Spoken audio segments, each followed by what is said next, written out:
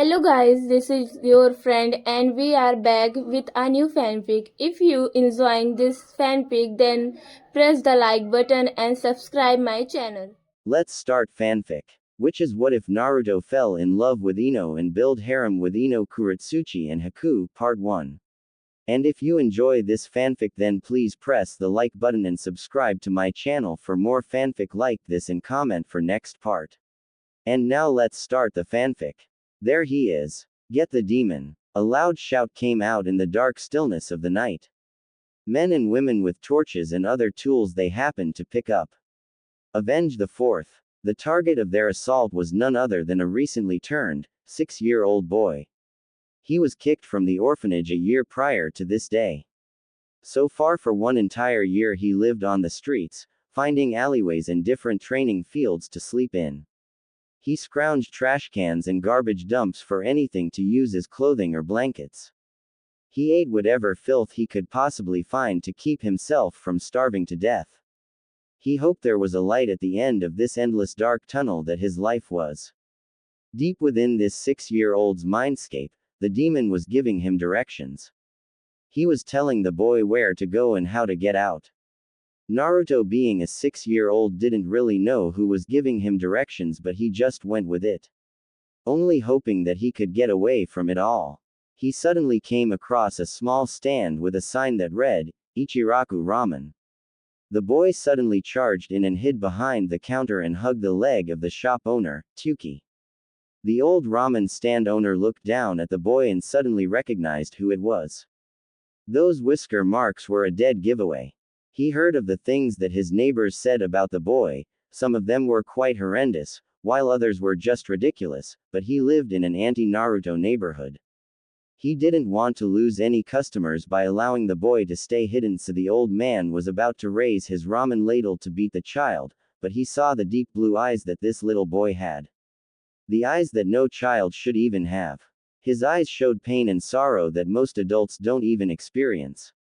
The little boy was bleeding profusely, but he was alright somehow. The old man called for his 9-year-old daughter Ayame to come and take the boy to their apartment behind the stand. Tuki was suddenly met by a large crowd of people with torches and weapons. May I help? Tuki was rudely cut off by the leader. He glared at the ramen shop owner, but answered Tuki's question anyway. We are looking for the demon brat Tuki. The leader slammed his fist into Tuki's counter, breaking a large part of it. We saw the creature running down this street. Now I want to know what happened, or we will destroy your little shop. Now what will it be, old man? Tuki glared at the man with little care in his eyes. The old man looked at the leader of the mob with a defiant eye. I do not know what you are talking about. Tuki's face was suddenly smashed into the counter. The old man stumbled back, but he was grabbed by the collar of his shirt. A very real wakizashi was held to his throat. Liar. The other shop owners on this street saw you tell your daughter to take him into your apartment. Now we all know where your allegiance lies, and it's not with Konoha. The leader smirked at Tuki.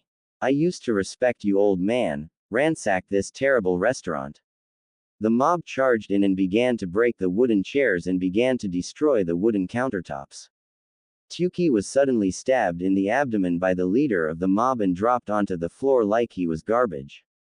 Suddenly Ayame and Naruto showed up.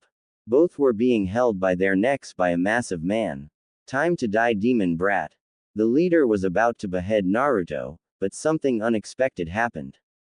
2 Anbu ninjas showed up in an explosion of smoke. One Anbu had a dog mask while the other had a weasel mask. Both looked to Ayame and Naruto and bowed slightly before speaking out. Weasel. Go bring the man to the hospital as quickly as possible. The Anbu nodded and bent down to lift Tuki to his feet. The Anbu then shunshined as quickly as possible and left the dog-masked Anbu by himself. The remaining Anbu drew out his tanto and looked at the men around him. The Inu-masked Anbu swung his tanto with such speed and precision.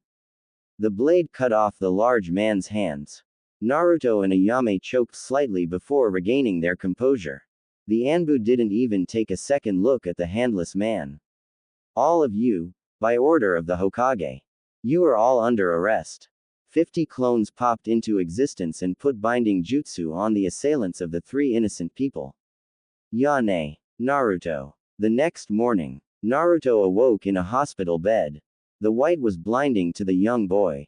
He gripped his head tightly. A major headache had resided in his temples.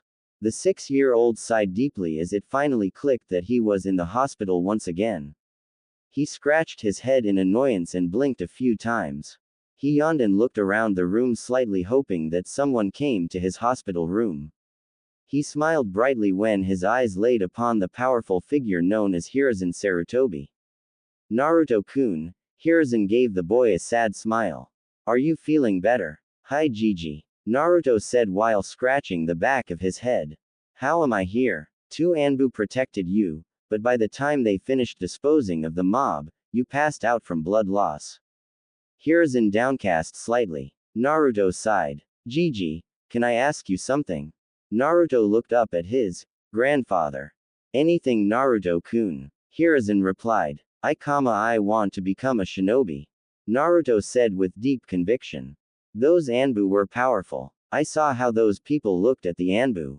They looked at them with respect and fear. And then they look at you with even more respect and fear. Naruto then had an epiphany. Even better than just a shinobi. What is Naruto-kun? Hiruzen asked. I'll become Hokage. He shouted in happiness. I will become Hokage one day, old man. One day indeed, Naruto-kun. Hiruzen gave the boy a genuine smile. But, I have another question, Naruto said. What is it, Naruto-kun?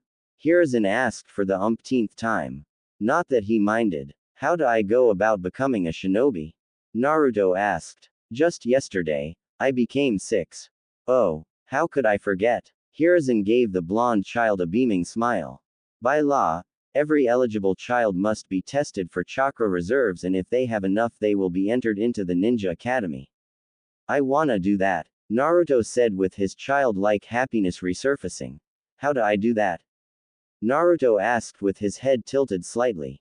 Haha. Don't worry Naruto-kun. We can go to the academy to get tested for chakra later when you get out later. Hiruzen said. How about I get out right now? Naruto asked. Ha, I know you heal fast, but you can't heal that quickly. You had cuts and deep bruises all over your body last night. Hiruzen gave a hearty laugh. I am Naruto the Great. Naruto shouted out. I can't be held back by some little cuts. I'm going to be Hokage one day. Indeed you will be Naruto-kun, but one thing at a time. Rest for now. I'll be back in a few hours, and if you're fine, then I'll get you tested for chakra. Hiruzen got up and left the room. Sleep tight Naruto-kun. A few hours later. This can't be. All that is required is at least a score of 2000, but this kid is going into the high 100,000s, and there's no sign of stopping either. Hiruzen and the instructors at the academy were staring at Naruto's chakra level tests and gawked at the sheer amount the boy had, and the machine hadn't even started calculating the kyubi. Naruto sat in front of them still channeling chakra. The machine's calculation already had 2 sets of zeros and it continued to rise. Hiruzen did a quick calculation of the numbers and surmised that Naruto could spit out tons of A and B ranked ninjutsu without feeling tired or even losing half of his chakra reserves, and probably 1 or 2 S ranked before he runs out of half, with the right amount of chakra control that is. Okami, this kid could damn well take the Hokage seat right now. Okay. Naruto, you can stop channeling chakra now. Hiruzen said as his chakra levels just got calculated well into the millions. The number just kept rising as Naruto continued to exert chakra from his system. But I can still go. Naruto smiled and surged even more chakra. Take this. Naruto went all out and surged so much chakra that the machine exploded from overexertion. The last number the machine was able to calculate to was a startling 12 billion. The same amount that Hashirama was believed to be at, when he was at his prime. Not when he was a child. Everyone present looked in complete awe. Some of the anti-Naruto teachers lost their hatred and replaced it with complete undeterred respect for the kid. No one in the history of the academy had been able to do such a thing. Hiruzen looked to the instructors with a wide smile and was replied with the same smile from the teachers as well.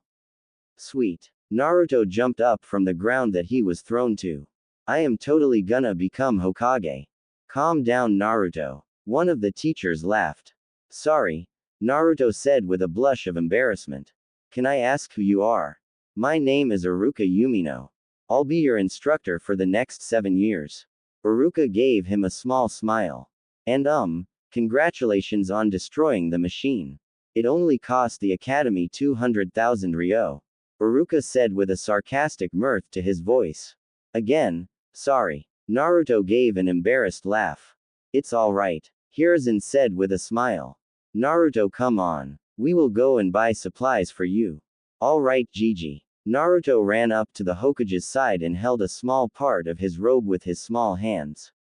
1 year later, after 1 whole year of training and working on the shinobi arts, Naruto had excelled as a chakra and stamina freak to the point that he couldn't do any simple academy jutsu. At least the constant attacks stopped. But he was made fun of as the dead last.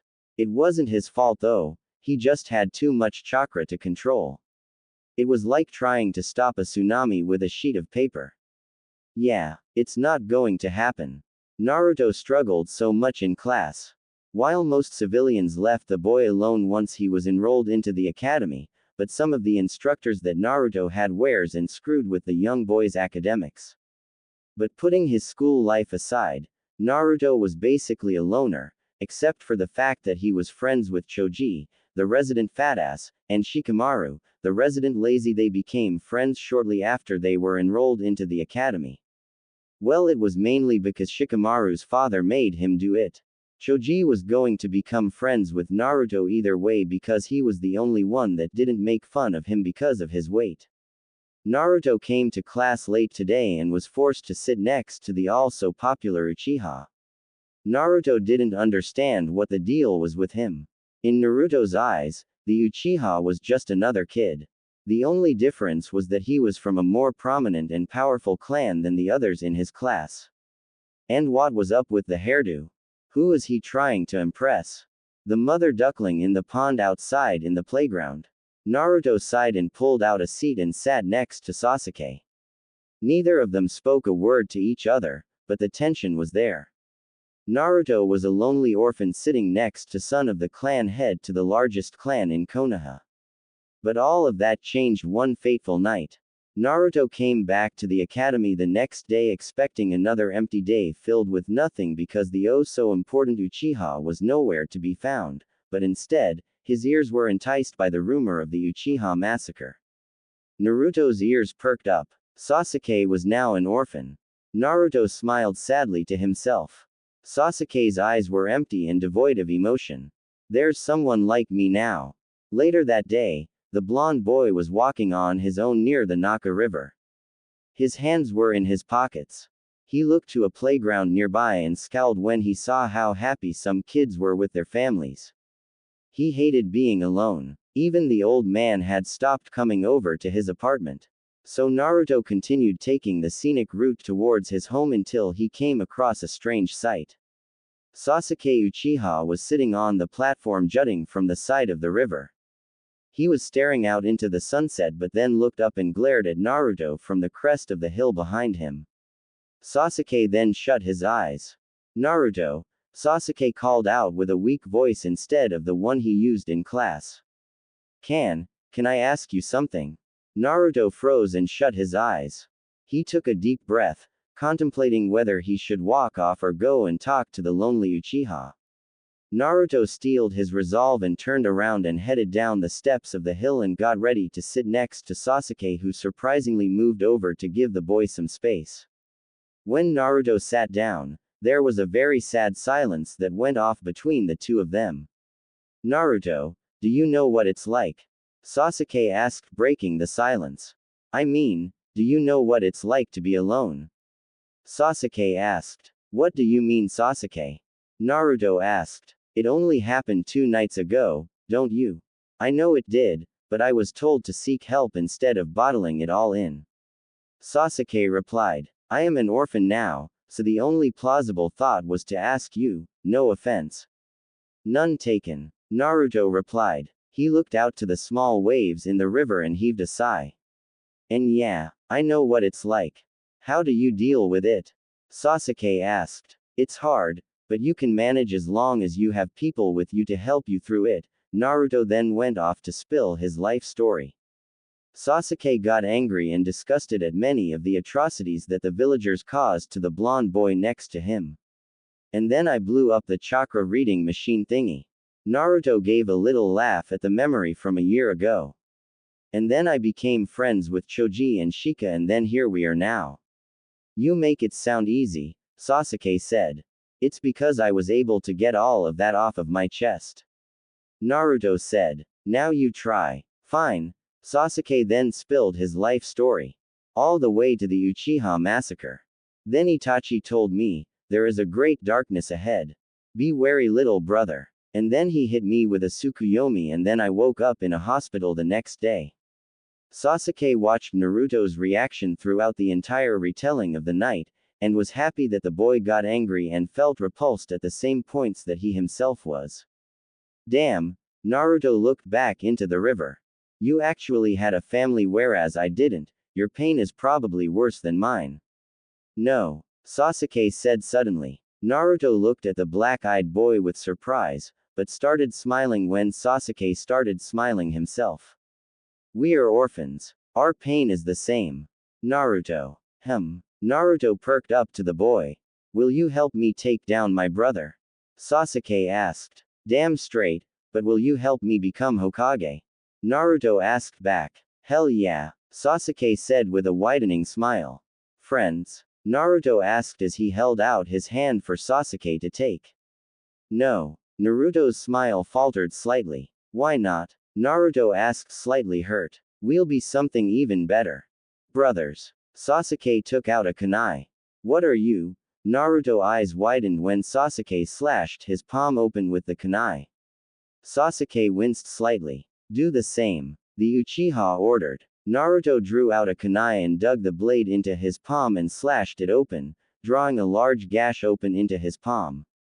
Blood poured from their hands. Now what? Naruto asked. The cut started burning slightly. We shake hands. Sasuke and Naruto grabbed each other's slashed hand and shook tightly. We are officially blood brothers. What's a blood brother? Naruto asked with a confused face. A blood brother is what we of the Uchiha clan did with clansmen that we were close to. We fight, train, study, and do everything as brothers. Like family. Sasuke said with a small glint in his eyes. What do you say? Naruto weighed the pros and cons, and smiled brightly when the pros drastically outweighed the cons. I accept, Ni-san. Many weeks later, Naruto was happy. He finally had a person to call brother, and said brother was rich, had a large compound, had huge training grounds, and best of all, had a massive jutsu library. He and Sasuke also ran across some stuff in Itachi's old room that ranged from huge suitcases filled with money from bounties he collected as an Anbu, to boxes of Pocky, and the best of them all for the two adolescent boys was the limited edition glass case of the Ika Ika Paradise books by Jiraiya of the Sannin. It ranged from the famous orange, all the way to almost non-existent gray. They were also in numerical order. Naruto and Sasuke smiled brightly when they opened the gray Ika Ika book. Its cover said in bold letters, Ika Ika Paradise, the Space Edition. Riku takes a spin in space. Sasuke and Naruto giggled perversely for the next few days as they read through each book. Each one filling their child minds, thus ruining their childhood completely. Their minds became that of closet perverts in one afternoon. Oh, the wondrousness that Ika Ika is. The two of them also ran across another book underneath Itachi's bed. How to Screw with People, Especially Little Siblings. Are you kidding me? Sasuke and Naruto deadpanned when they saw the title. But when they opened the book, they received the greatest wake-up call of their lives. It's time to prank the shit out of people. A few years later, Naruto and Sasuke were smiling like idiots as they sat down from returning from recess. Naruto made a quick count of his classmates like he always did, but then realized that one of them was missing. He looked to Sasuke and gave him a knowing look, and they both charged outside and found that one of them was missing indeed. It was the blonde heiress that Naruto had started growing a crush on for a while. She was surrounded by a bunch of boys. She looked in distress and seemed royally pissed off. Naruto was about to charge in, but Sasuke stopped him and shook his head. Sasuke mouthed the words, "Just watch." Naruto was reluctant but nodded his head. Ino suddenly sent a haymaker punch into one of the boy's jaws and sent him flying into a tree. The rest seemed pissed off, but Ino rammed her fist into another boy and sent that boy into another behind him. Ino then jumped up and rammed her foot into another boy and brought her foot around and rocketed it into another boy's groin. Both Sasuke and Naruto covered their groins as the high-pitched scream reverberated in their ears. The unimaginable nightmares that they had after reading about Ryu getting the same punishment from Riku and Hana in the Ika Ika series. Sasuke and Naruto were crying anime tears as the thoughts of receiving the same started floating in their minds, but then they heard it. The loud scream of pain and anguish followed by a shout of pure rage. They both hopped up to the second-floor window and stared into Iruka's classroom to see all of the students laughing at a singed Iruka covered in itching powder. The two boys laughed even harder and high-fived each other. But they high-fived a little too loud. They looked back into the classroom to see Iruka glaring death upon the two boys. "You two are gonna get it now." Iruka screamed with his big head jutsu activated. A true ninja should be able to survive this fall. The teacher opened the window and threw some itching powder on the two boys, causing them to lose their grip. All the while, Iruka was laughing like a maniac.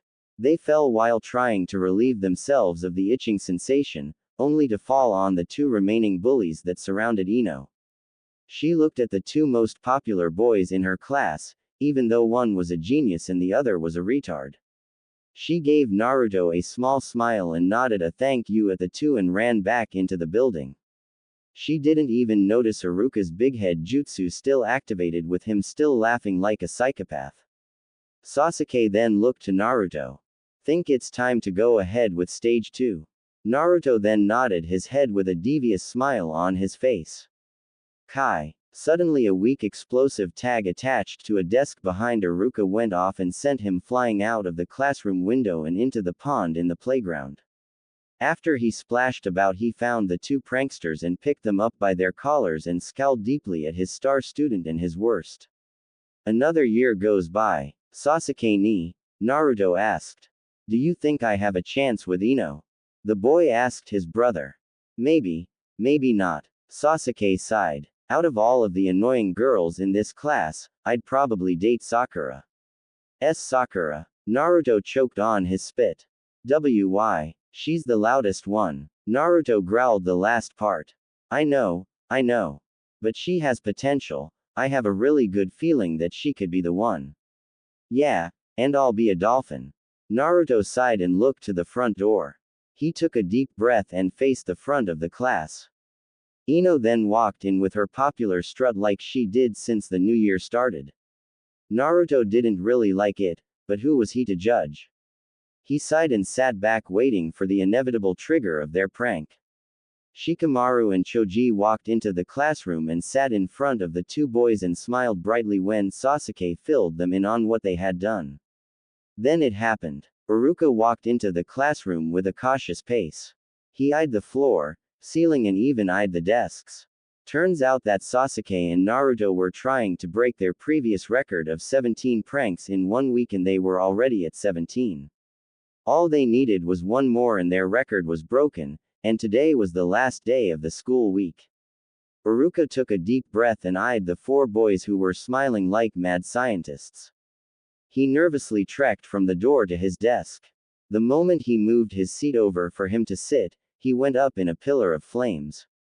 When the flames died down, it came to reveal a deeply singed Iruka, but before the fire would continue to do any damage, a bucket of ice cubes fell from one of the ceiling boards and toppled its contents down onto Iruka. Sasuke, Naruto, Shikamaru and Choji were on the floor holding their sides as their laughter was in the air from their lungs. Uruka then pulled out 3 kunai with paper tags attached to them and hurled them with deadly accuracy and embedded them into the desks in front of each student respectively. The tags said in big bold letters, "Detention." What a wonderful way to start the day, huh, Sasuke? Silence held the classroom as everyone came to realize that the 2 pranksters were nowhere to be found. Uruka was cursing to himself as he and 3 other Chunin were searching everywhere for the 2.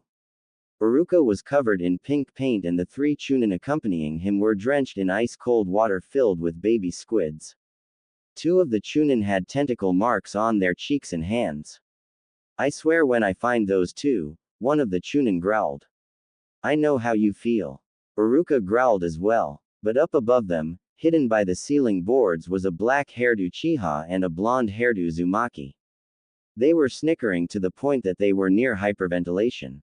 Their noses were clinched tight by wraps. In their hands were kunai with a special explosive tag attached to it.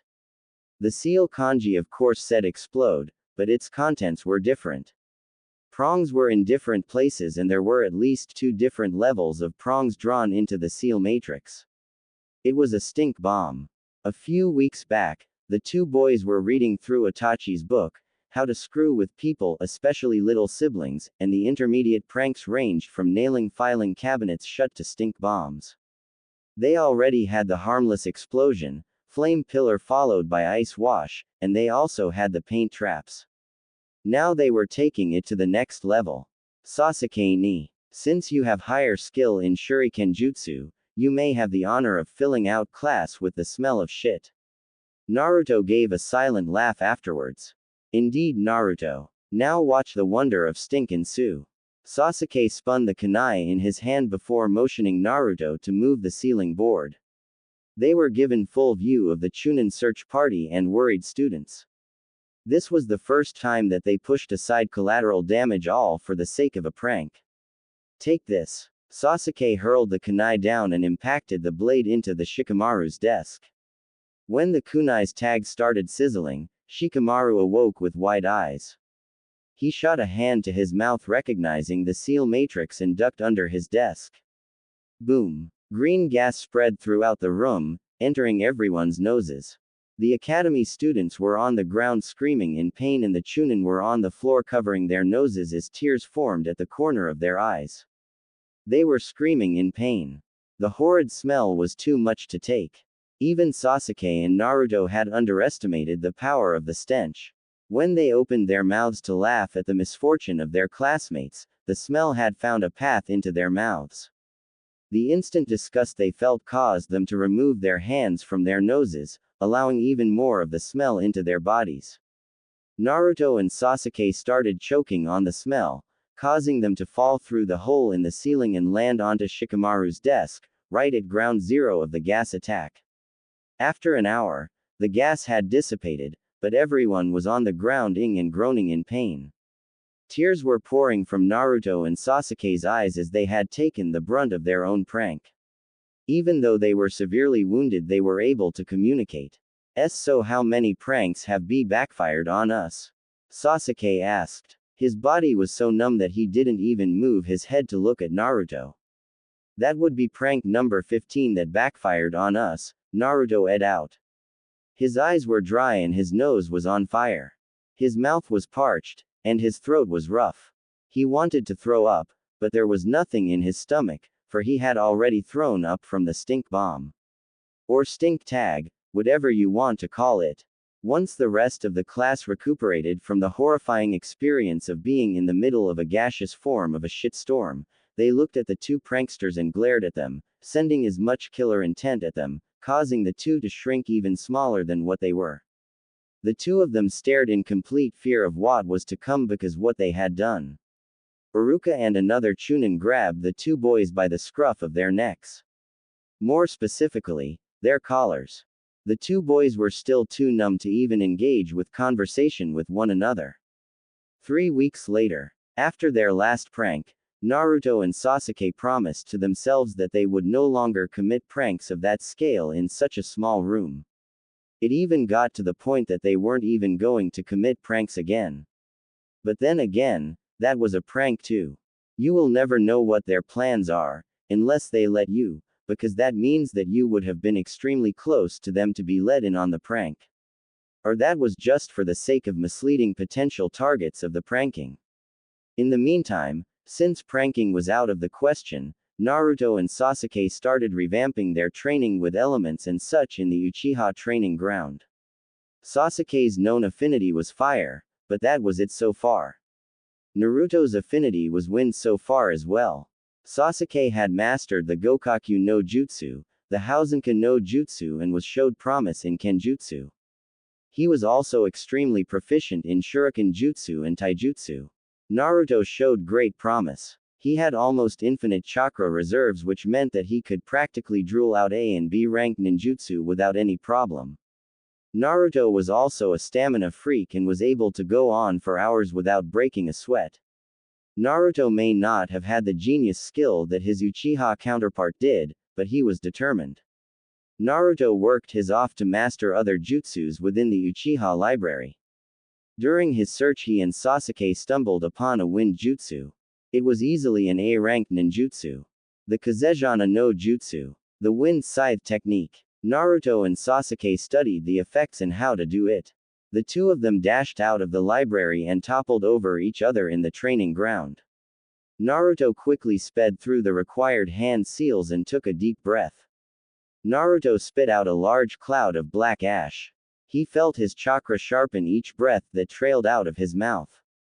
Hidden in the cloud of ash was an arsenal of blades made from wind, slashing about, albeit weak, but it was still enough to cause some damage to the training dummies placed about in the training grounds. The two boys were amazed with the damage caused by the attack. Holy shit! Sasuke laughed. He coughed slightly though when he realized that the ash cloud was still around. Naruto, I don't think you did the jutsu right. What? Naruto wheezed. Do you think? Naruto was coughing out little clouds of ash and dust. I'm not some genius like you are. Sorry geez. Sasuke said. Anyway, Naruto said as he straightened up. They trained like that for weeks and months. Even on weekends and holidays, the two of them trained together non-stop. During all of this time, Naruto was less hated and more respected as time went.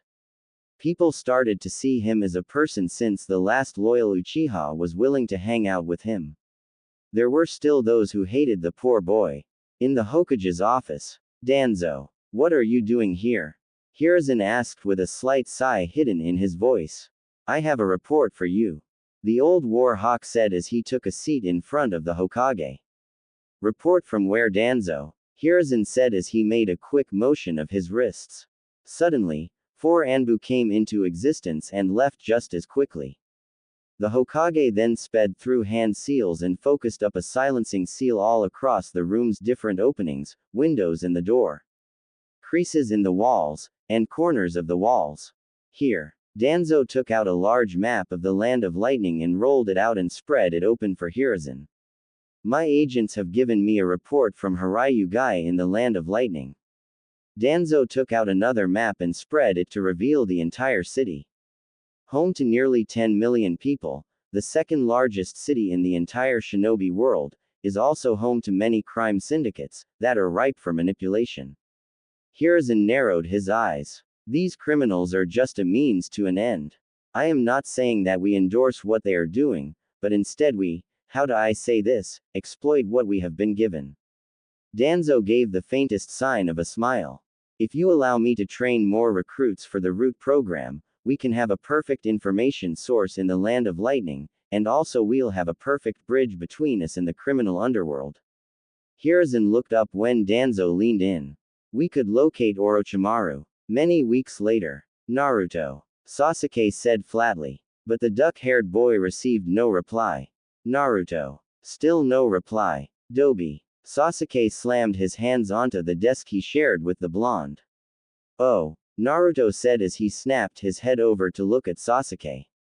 What is it? You were staring again. Shikamaru sighed. Why don't you get up and talk to her? Yeah, Naruto. What are you afraid of? Choji added while he stuffed his face with barbecue-flavored chips. We know Ino. She's like a sister to us. So don't worry, we'll put in a good word for ya. And no need for that. Naruto blushed slightly. Really? Sasuke and Shikamaru deadpanned. Really? Naruto replied. You could barely even look at her without drooling and going brain dead. Sasuke said with a laugh. You'll need something to kickstart the conversation, and I doubt staring will do the trick. Why don't you talk to Sakura more instead of just letting her rub up all over you? Naruto growled. She needs to impress me first. Sasuke said with a smirk. Bah! The other three boys groaned out loudly. Why Uchihas? Alright Claw. Iruka said with a smile, but he was suddenly launched from his footstep by an exploding air tag, causing him to collide with his desk, that just so happened to have a cake. The instructor collided with the cake face first. Naruto and his group of friends were on the desks cracking up like no tomorrow. Naruto was wheezing. Sasuke fell out of his seat, Shikamaru was leaned back in his seat and Choji was holding his sides. All four of them were going to get it this time. You four are getting detention. Iruka screamed with his big head jutsu. Again. After learning about pointless things like why shinobi wear baggy clothing and why sandals are worn instead of shoes, the four boys were sitting in silence in the detention room. But they were suddenly accompanied by another boy. Kiba Inuzuka. Kiba. The four boys called out. But just as the words left their mouths, their heads were hit with 1,000-mile-per-hour chalkboard erasers. When the four turned their attention back to the front of the class, they saw Iruka with a slight scowl spread across his face. This is detention, not some social gathering. Iruka huffed and pulled out a familiar orange book. Naruto and Sasuke's eyes widened when they saw the book. Naruto's head tilted slightly. Sasuke nodded at him and raised his hand. Sasuke, no, you can't go to the restroom. Iruka said without even looking up from his book. I just wanted to know if you made it to the 10th chapter yet. Sasuke said with an innocent voice. Iruka's face turned beet red as a large perverted smile spread across his scarred face. His eyes widened when Naruto pulled out a maroon book and Sasuke pulled out a blue book. Iruka shut the orange book in his hands and looked at the two boys. What are you two reading? Iruka said while he narrowed his eyes.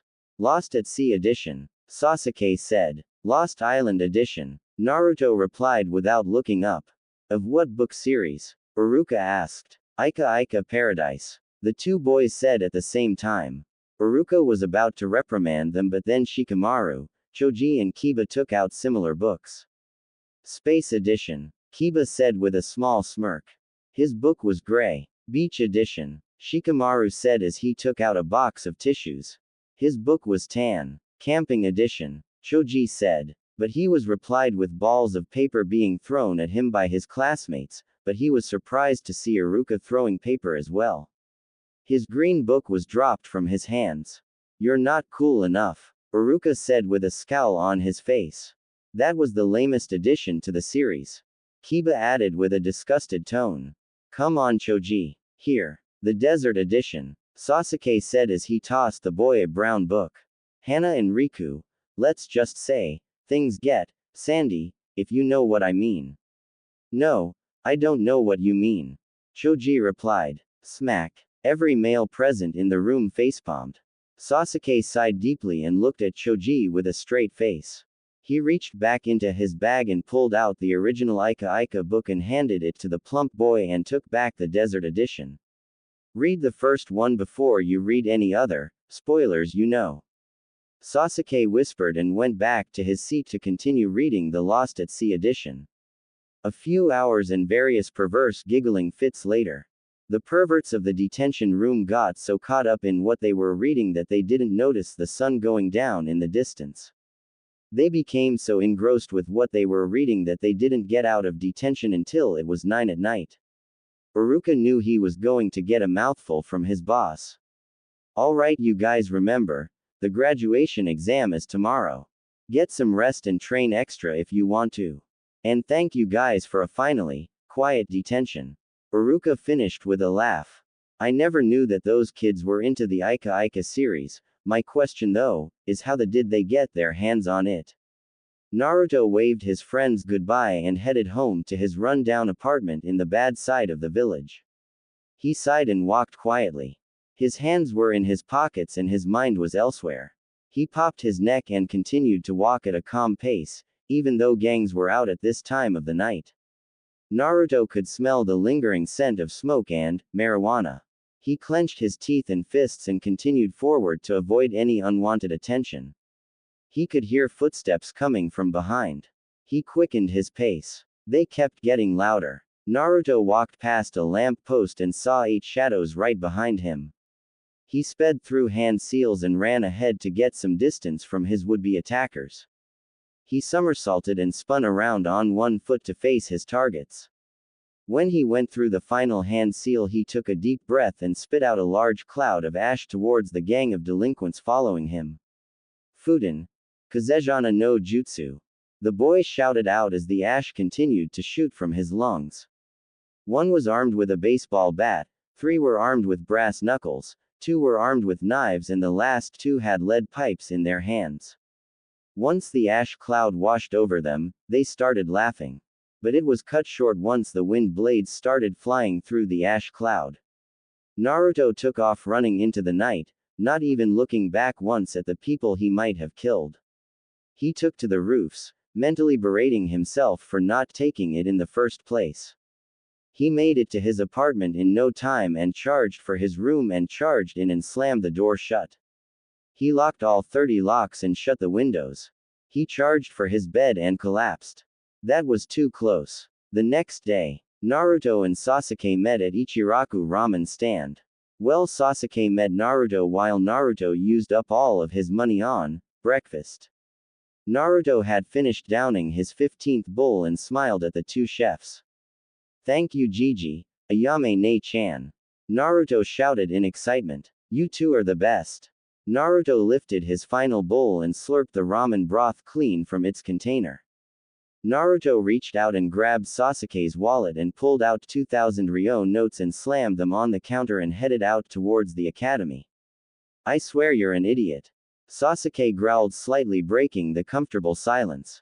Naruto looked over at Sasuke and found that his wallet seemed to be crying. It was empty. Not even dust bunnies resided in there. "You used up all of my money on ramen runs." Naruto looked up to see Sasuke was crying as well. "Dude, it's just money," Naruto said while placing a hand on his shoulder. "It's my money. I wanted to use it for ramen too." Sasuke started whining like a 3-year-old girl. People were looking at the 2 boys with a weird look. "Are those 2?" An older girl whispered to her friend. "Gay. I don't even know," her friend replied. "The Uchiha is acting extremely weird. How could you do this to me?" Sasuke whined loudly, making a large scene. "It was my money." Naruto shut his eyes and slapped the Uchiha across the face, knocking him back to reality. Naruto's hand print was burned into Sasuke's pale cheek. It was a long silence. The demon boy just bitch slapped the Uchiha. Sasuke's left eye twitched slightly. Then it was the entire left side of his face. Then everything happened in such a quick blink of an eye. Soon enough, Naruto was on top of Sasuke, wailing on the Uchiha's face. Naruto raised his fist again and smashed it against Sasuke's forehead. People were cheering for the fight to continue, distracting Naruto. Sasuke flipped the boy over to where it was Sasuke that was on top and not Naruto. The black-haired boy gave Naruto the same treatment that he had received not even a second before. At the academy, Iruka walked with the caution of a cat. He was on all fours with his eyes narrowed. His students looked at him with terrified looks. "I think Sensei finally snapped," Kiba said as he and Akamaru sunk into their seat. "I feel uncomfortable watching Iruka-sensei do this," Ino said as she backed into her seat more. Iruka paid no attention to what his students were thinking. To him, it was a game of cat and mouse. It was catch or be caught.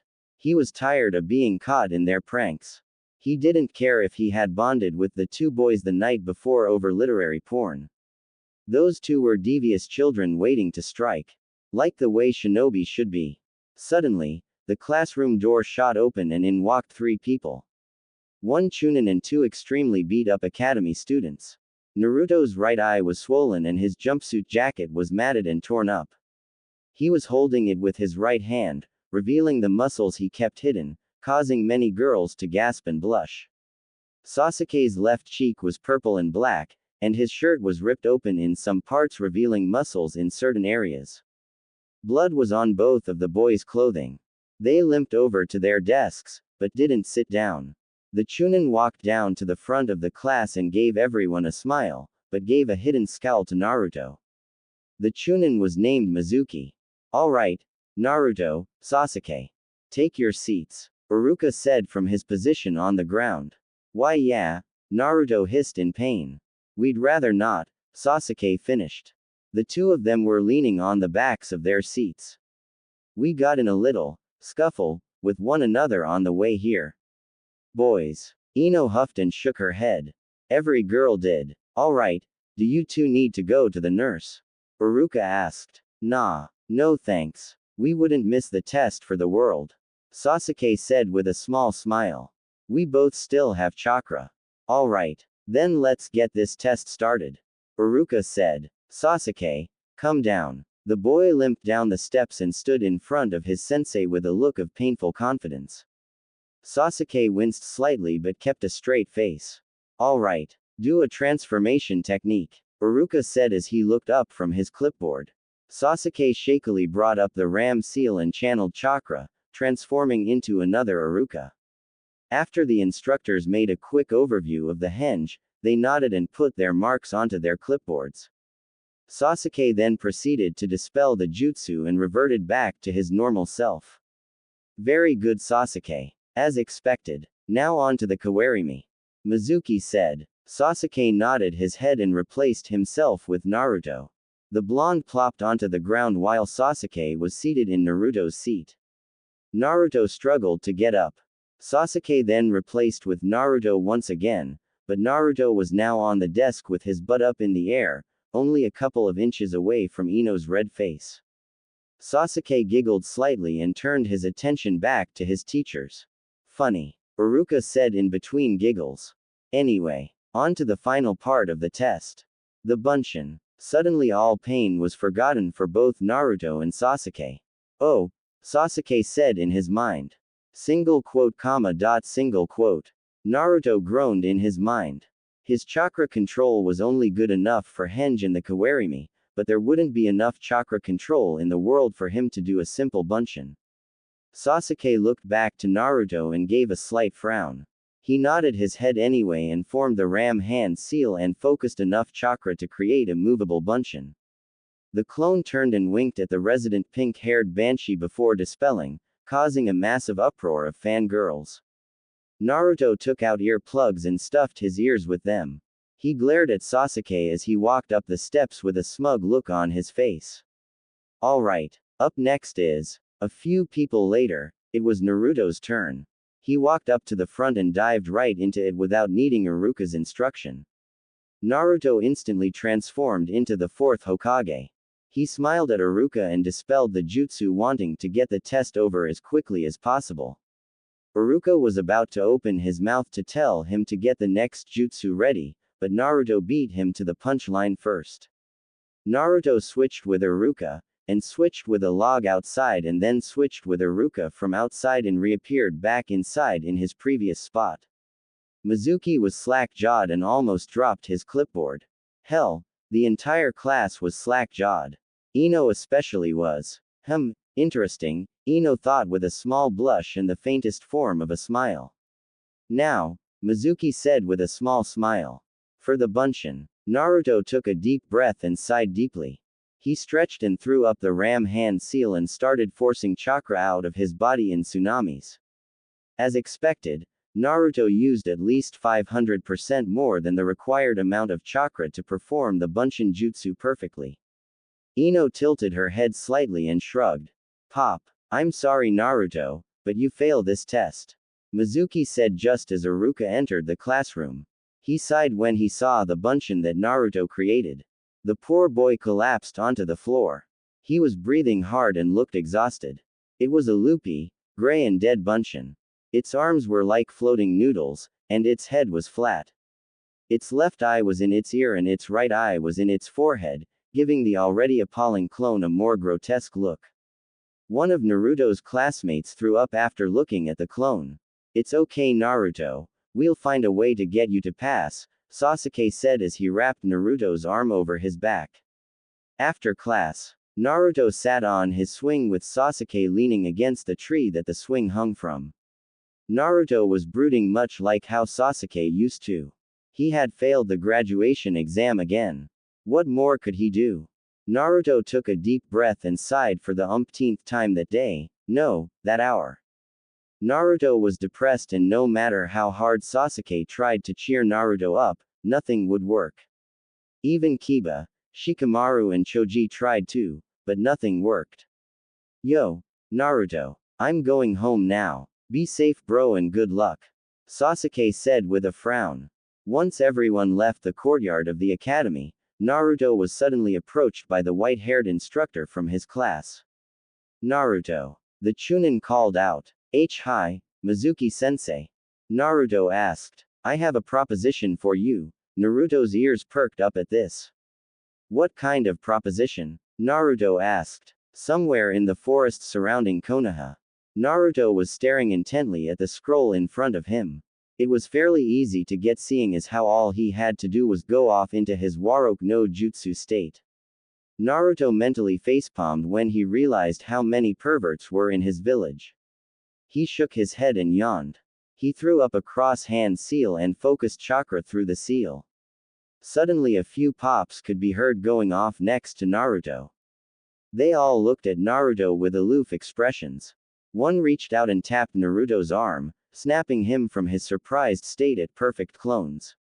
Naruto smiled brightly at them. "Kit." Naruto's eyes widened when the voice vibrated within his mind. The clones popped out of existence when his concentration broke with them. "Who's there?" Naruto asked out. "Listen to me. Do not trust that bastard Mizuki." The voice told him. "Why not?" Naruto asked. "Just don't." The voice sounded annoyed. Naruto flinched slightly but nodded his head. "Good. Someone's coming." Naruto. Iruka called out in surprise. "What are you doing with the scroll?" Demon brat." Mizuki screamed out with a delirious tone lacing his voice. "Iruka. Why must you get in the way of retribution? You aren't supposed to be here." Mizuki reached to his back and unclipped a large Fuma shuriken and hurled it towards Naruto. "Naruto, get down." Iruka tackled Naruto and shielded his body. Darkness. Naruto came to in a wet sewer at the base of a large cage. He looked closely at the bars and noticed complex seal matrices drawn and etched into the bars. He looked up and caught sight of a large tag with the kanji for seal on it placed as a lock for the cage doors. He was about to venture between the bars, but was blown back by a powerful wave of malicious intent. "Hello, Kit. Our red eyes." "Our red eyes?" Naruto paled at the sight. The gigantic red eyes were accompanied by a large widespread malicious grin. Naruto shivered greatly at the sight. He looked in fear and started backing away from the cage, but he was stopped by the loud and powerful voice. "Kit, stay for a while. I have a little proposition for you," the booming voice said in a feminine tone. "Am I talking to a lady?" Naruto thought. "What kind of proposition?" Naruto asked out loud. "And who are you?" "I am the Kyuubi no Kitsune." The voice laughed. "Tida, K Kyuubi." Naruto paled to the point he was near transparent. Where am I? Am I dead?" "Calm down, Kit. We are in your mindscape," the Kyuubi said with a slightly annoyed tone in her voice. Wait, mindscape?" Naruto asked out. "Wait. I thought you were dead." "No mortal can kill me. I am the most powerful and unstoppable Biju in existence. If you're so powerful, then what are you doing behind bars?" Naruto asked as he took a seat on the floor of the sewer. "Want to repeat that, Kit?" the Kyuubi growled. "I'm trying to offer you something and this is the thanks I get." "Sorry.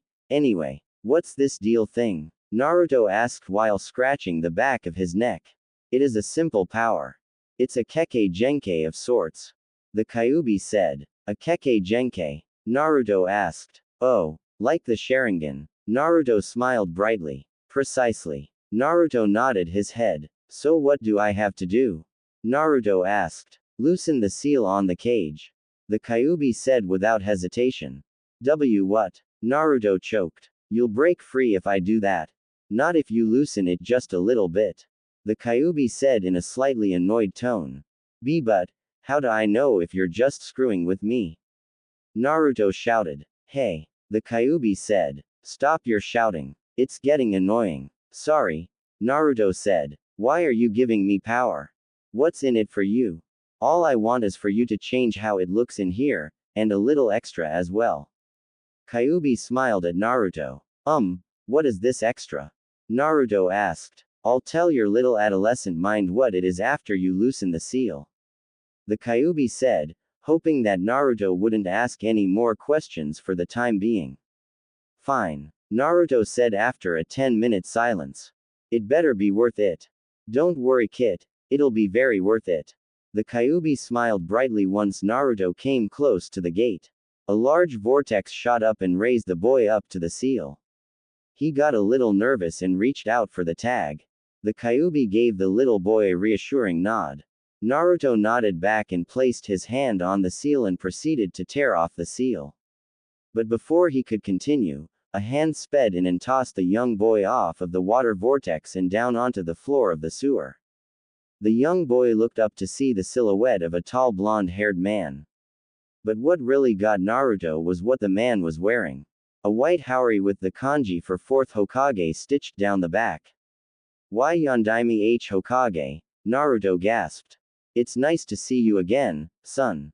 The man turned around to reveal Minato Namikaze, indeed, the 4th Hokage. Oh Minato. Cut it with the flashy entrances. Kyuubi groaned. What? Naruto was snapped from his stupor in an instant. What's going on? Naruto. I want you to meet your father.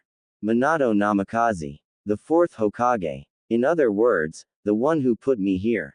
The Kyuubi sighed. Why you? Naruto was confused. Wait, what's? Naruto's rambling was stopped when Minato grabbed Naruto and embraced him in a tight fatherly hug. Minato gave Naruto a reassuring smile. Naruto, I'm sorry for what I've done to you, Minato said with a frown. I didn't want to put Kura inside of you. Kura? Naruto asked. Yes, Naruto-kun. Kura is her real name. A voice said from within the cage. Naruto and Minato looked out towards the gate and saw a beautiful red-haired woman walk out towards the bars and walk out into the sewer. Who are you? Naruto asked. Suddenly the woman lodged her fist into his face, sending him racketeering towards the end of the hall. Her hair was floating like a demon would. Her fist was engulfed in a chakra-enhanced flame. Her eyes were twitching violently. Her teeth were barred. How dare you speak to your mother like that? The woman roared. Mother? Naruto asked incredulously. Why yeah, Naruto. This is your mother, Kushina Uzumaki. Minato said while trying to calm his raging wife down. She was known as the Red Hot Habanero, and I'm pretty sure you know why. Kushina growled as she started to calm down. I'm sorry, I had no idea, Naruto said. So, what are you two doing here? We changed the seal to allow us to speak to you when the seal becomes undone. Well, that's what I did. Minato said. I altered the seal to allow myself to freely speak with my baby boy. Kushina grabbed Naruto and embraced him with the tightest hug possible. Until your 16th birthday. Why 16th? Naruto asked with a slight frown on his face. That was all the chakra I had left, Kushina said. Now that introductions are over, can we please get back to what we were doing originally? Kura said with an annoyed tone. Yes, Kit. My name is Kura. Call me whatever you want, but just know that I can kick your no matter what you try to do. Sure, Naruto said with a slightly confused face. Good. Anyway, the Kekkei Genkai that I am going to give you will enhance your senses. All of them. Sight, smell, touch, hearing and taste. You will gain constant access to natural chakra. Natural chakra? Naruto asked. Yes, natural chakra. That kind of chakra is needed to enter sage mode. Naruto nodded his head in understanding. Sage mode is probably the second most powerful form for a shinobi to gain access to. Kura said. Through the Kekkei Genkai, you will experience physical changes, such as fox ears, tails, claws, etc. It is all a side effect of becoming a fox sage. Whoa. The Kekkei Genkai I am giving you will also automatically add your name to the previously unsigned fox summoning contract. Kura added. With your chakra amount, I think you could summon the boss of the foxes, my little brother, Keiji. Kura beamed. Upon activation of the Kekkei Genkai that is appropriately named, Jukei, you will automatically enter Fox Sage mode. So can the tails be used for anything other than show? Naruto asked. Of course. It's point and shoot kit. Point and shoot. Kura smiled. Remember, the tails are an extension of your body. Never forget their use. In a life or death situation, they can prove to be the defining trump card that saves your life. So, what do you say, Kit? Kura asked. Naruto sat silently for a while and looked to his parents for their opinion. Kushina nodded her head and flashed 2 thumbs up and smiled brightly. Minato on the other hand had a thinking face on. Dad, what do you think I should do? Naruto asked. Just follow what you think is best. Minato said. Oh, don't be like that Mina-kun. Kura slurred the honorific. After all that I've taught you. Kura feigned a frown. That's the thanks I get. What do you mean? Taught you? Naruto asked. Where do you think Mina-kun got the Rasengan and the Haraishin? Kura asked as she began to laugh. It came from me. Me. I gave him the formulas, I gave him the ideas. Yeah. Minato sighed deeply. Dad, it's alright. No need to feel so down. Naruto said with a smile. Tell me about it. I wanna know. Minato opened his mouth to reply, but his hand suddenly went transparent and started glittering. Minato gasped but nodded his head. He took a deep breath and coughed uncomfortably. Minato released his breath and sighed. It looks like my time is up. I'm sorry that I wasn't able to spend more time with you, son. By the way, tell Kakashi, if you ever see him or hear of him, tell him to stop reading porn. It's bad for his one eye. Minato and Naruto embraced each other one last time. Goodbye, son. And with that, Minato vanished into nothingness, leaving his mother and the gigantic 9-tailed fox apparently named Kura. Alright, so where were we? Naruto asked as he wiped away his tears. Oh, right. Let's go. The orange-clad blonde charged forward towards the gate and was once again raised up to the seal tag placed on the gate. He reached out and tore off the tag by just a millimeter off the gate. That's good enough, Kit. Push it back. I'm pretty sure that you don't want those changes to be permanent. Kura shouted worriedly. But Naruto didn't react fast enough, causing a massive surge of Kura's chakra. The resulting wave forced the boy into a wall behind them. Red chakra poured from between the bars, replacing the ankle-depth water, with 20-foot deep sea of red chakra.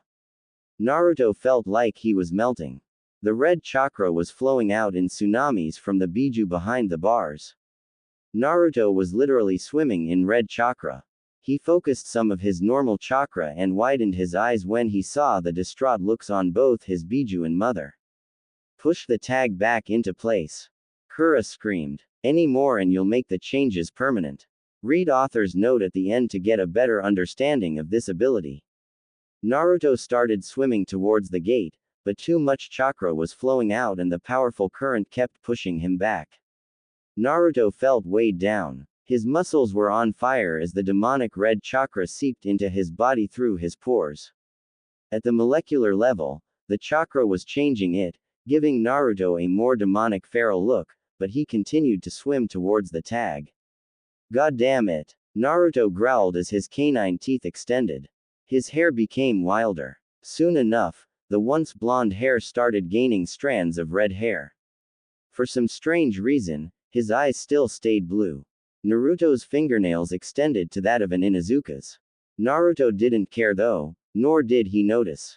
He needed to get to the damn seal tag.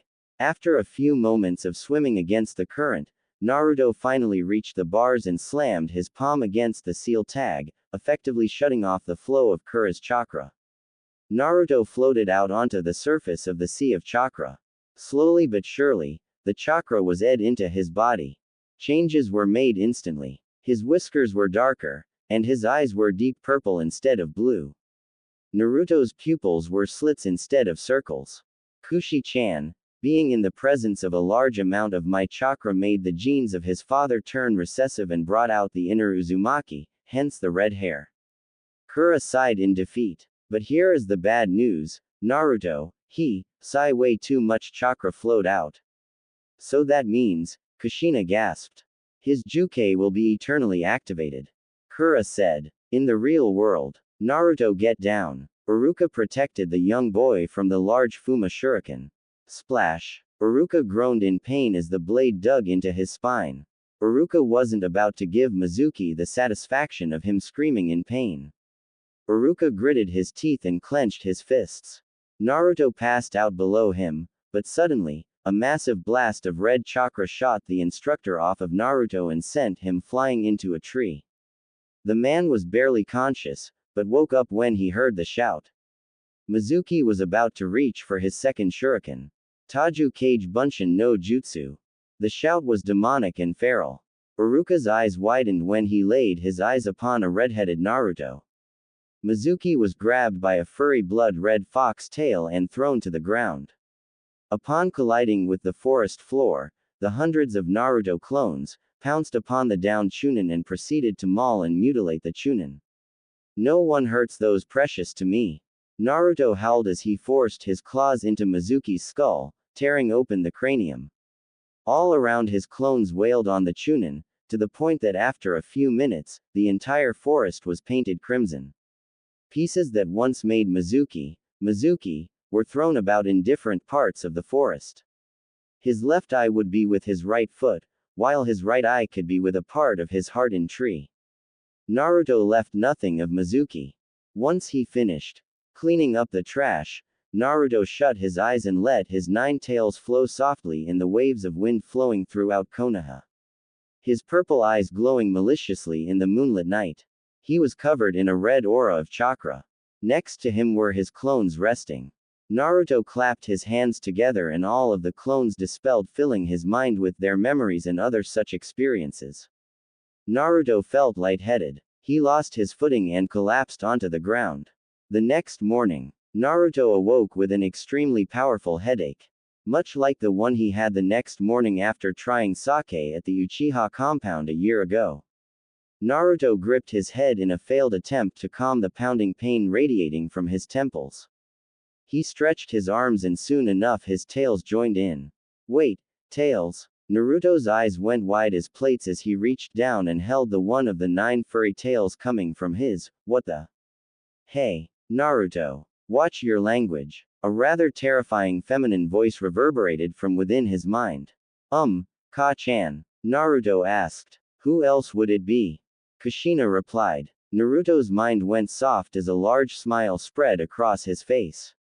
Tears formed in his eyes. It was real after all, Naruto thought as the tears started falling. I thought it was a dream, I guess the tails are a given that it isn't, but wait. Naruto. It's me Kura. The Kyuubi said. Kura-ne. What's up? Naruto asked. Hey, it's been a long time since someone's called me that, but that's beside the point.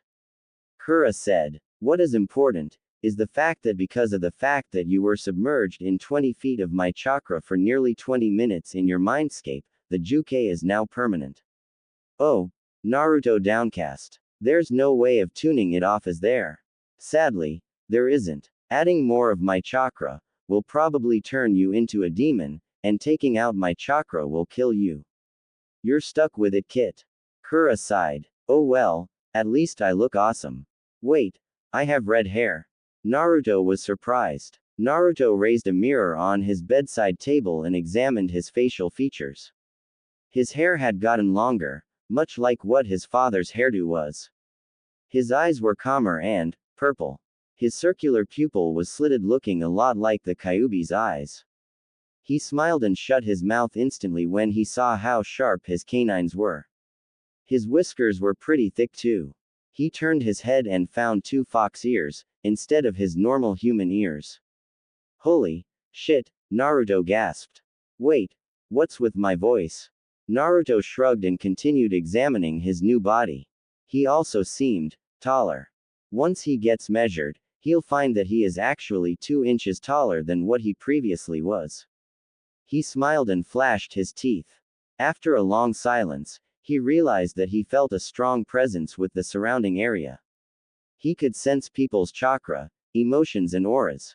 Not only that, but when he focused his eyes, he could see chakra flowing into and out of his body in a steady stream. Naruto-kun, an old voice sounded from the other side of the room. Naruto dropped the mirror and looked to see the sandaime sitting in a seat in the corner of the room. He was stuffing his pipe with tobacco. I see that you're awake. Gigi. Naruto called out happily, flashing his canines. Naruto-kun, I suppose that you met the Kyuubi. Hiruzen said. How was it? You know I'm going to have to explain this to the councils. Oh okay Gigi. Naruto smiled and sat up. This is what happened. An hour later. So that's what happened. Hiruzen let out a long puff of smoke from his pipe. He nodded his head at Naruto and asked him to raise his shirt. Now channel chakra Naruto. The red-headed boy nodded his head and started channeling chakra. The strange thing though, was the fact that instead of his chakra being blue it was blood red. The seal seemed red but was still in perfect condition. What do you see Gigi? Naruto asked. I may not be a seal master like your grandfather, but from what I can discern, the seal looks to still be in perfect condition. Hiruzen smiled at Naruto. It's alright then. Come to the Hokage Tower in 2 weeks for your ninja registration photo. What do I do about this look? Naruto asked, changing the subject. I don't want people to attack me again because of me really looking like a demon. I will explain everything in a public revelation in a few days since you know about your father. Hiruzen said. Seeing as how easily swayed the civilians can be, they will be quick to accept you. Alrighty then. Oh, can I get new clothes?